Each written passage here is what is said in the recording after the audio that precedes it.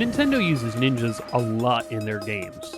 This is obvious. From the Mario series, Pokemon series, Wario series, and most obviously, Zelda. But did you know there's a connection to ninjas? One that lays in symbolism. You know, Nintendo's favorite way to depict stories. It sounds familiar. So what's this connection? How is Nintendo involved? And is there any type of pattern or influence we can see? All these answers and more in this video. So let's hop to it.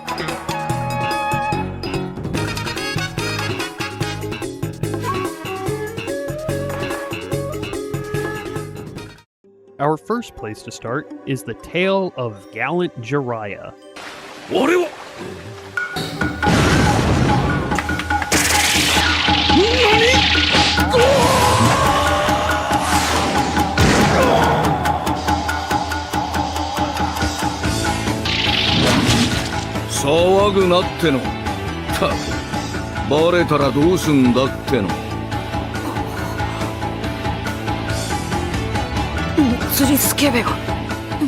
No, not him, but that's very close. This story is one told long ago. Disclaimer: the tale of the Gallant Jiraiya is one that spans from, what I can find, Song-era China to Edo period Japan. This story is one that has many different iterations and volumes. For the sake of this theory video and all of our sanities, I will tell the tale of the Gallant Jiraiya from the Kabuki theater version. Link will be in the description. Long ago, there was a giant evil snake spirit that preyed on humans. This spirit would possess the Tsukikage clan by trying to take out its leader, but it was stopped by a young magician named Orochimaru. The leader was so thankful that he adopted the boy, unaware that he was possessed by the evil snake spirit. There were two other clans of great power similar to the Tsukikage clan. There were the Ogata and Matsura clans. The evil snake wanted their power as well, so through Orochimaru, he tainted the mind of the leader of the Tsukikage clan. In doing so, the leader would trick the shogunate that his two allies were staging a coup against the shogunate. As a result, the Ogata and Matsura clans would offer their seals to the Tsukikage clan and throw the babies Jiraiya and Tsunade, the heir of their clans, down a cliff. The snake spirit saw this as a win. With the power lock of the three clans, the successors out of the picture, and the shogunate easy to manipulate, the snake spirit at this point was very powerful, while no one would truly know why. Jiraiya and Tsunade did not die. They were saved and adopted by a hermit named Senso Dojin. He raised them as his own and trained them. Senso Dojin would then teach Jiraiya of toad magics and Tsunade of slug magics. The two were able to shapeshift just like the evil snake and vowed to restore their honors, clans, and futures. However, a three-way deadlock stood. Snake magic would overtake toad magic magic would overtake slug magic, and slug magic would be the key against snake magic. But one last piece was also missing, that being the Nakamura sword. So Jiraiya and Tsunade set out to find the sword. One of their first journeys would result in the first battle against Orochimaru. The battle was hard fought, but Jiraiya was wounded by Orochimaru himself. Tsunade was able to save and heal Jiraiya with her slug magic after Orochimaru had fled.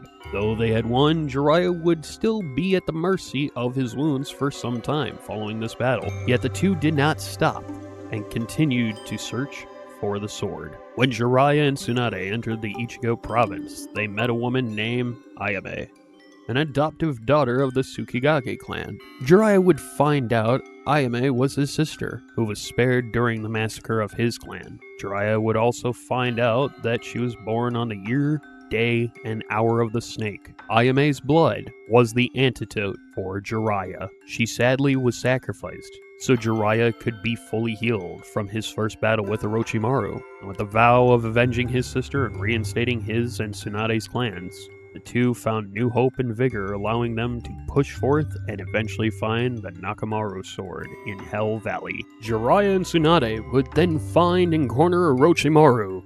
Knowing it was over, Orochimaru would attack, but to no avail. Jiraiya with Tsunade together were both too much for Orochimaru, and in so, they were able to exorcise the great evil giant spirit. The Ogata and Matsura clans' reputation were cleared and restored by the shogunate.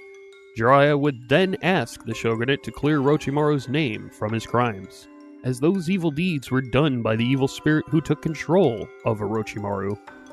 The shogunate would agree, and the evil spirit would finally be gone, thus giving peace once more.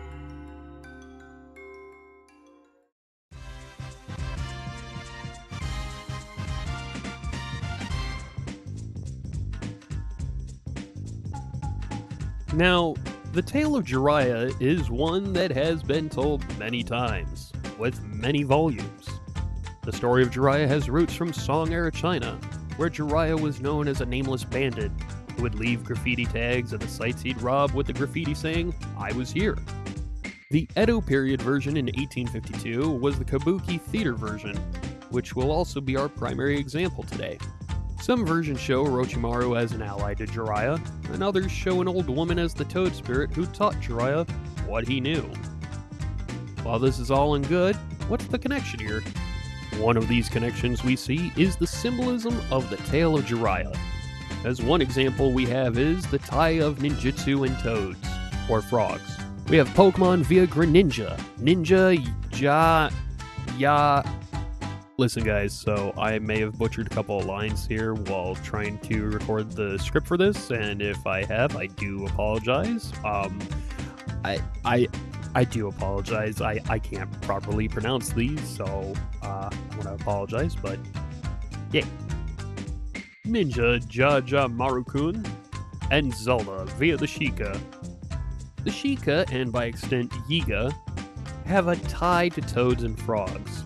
The biggest example being the statues in Breath of the Wild and Tears of the Kingdom. These statues have the form of a frog or toad, and are donned with the eye of the Sheikah, and by extent, Yiga. Yet there's also another example found in Age of Calamity. In Age of Calamity, Impa can summon a giant toad, or frog, and ride on its back. Another example we see for a connection is the game Super Mario RPG. In that game, we have the Frog Sage, Frogfucius. This stands in particular due to many other versions of Jiraiya shown as a sage.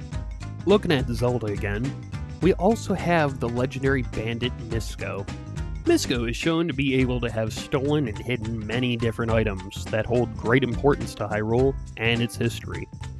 Similar to Jiraiya's tag of "I was here," Misko leaves a similar trail, one with wooden markers showing you're near the treasure, and the iconic palanquin.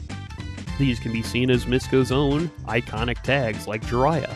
Another connection with Zelda we can also see is the three-way deadlock. Similar to how Jiraiya, Tsunade, and Orochimaru had Toad, Slug, and Snake magic respectively, the Triforce can also be seen in a similar manner. Power as Snake magic, Wisdom as Toad magic, and Courage as Slug magic.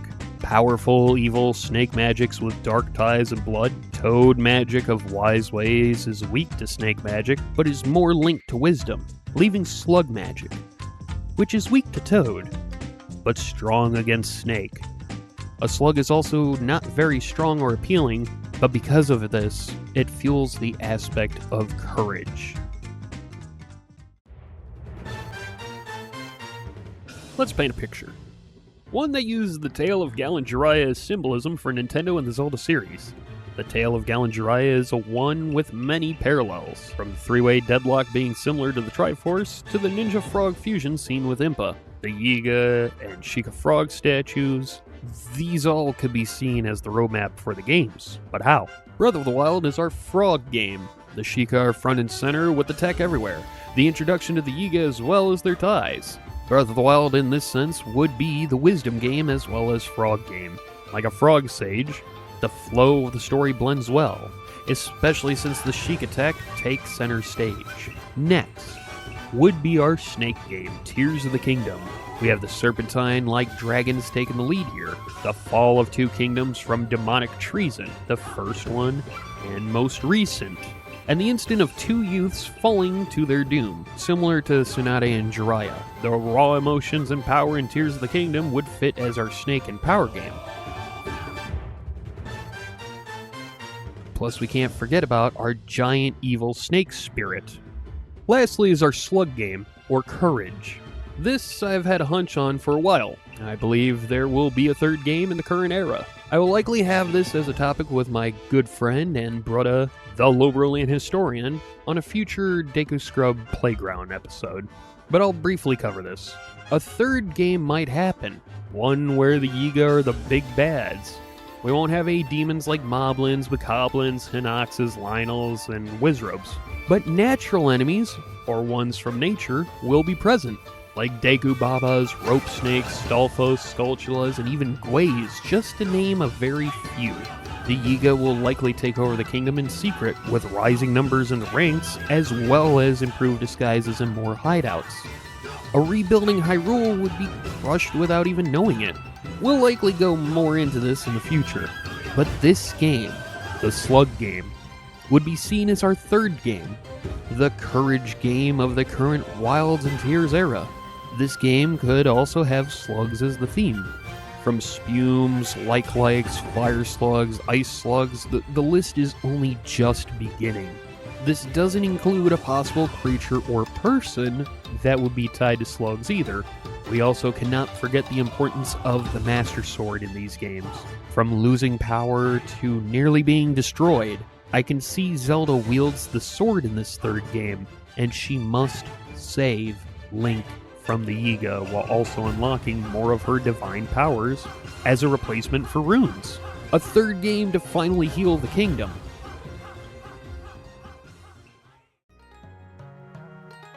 Thank you very much for watching. This was more so aimed to be a general Nintendo theory and less focused on, just Zelda, but it seems like we were still going that route anyways. While all of this is a fun theory and creative what if, it is important to state that none of this is a solid answer. I do not have concrete evidence that this pattern is truly used in the Zelda team, nor do I think this is truly how things are going.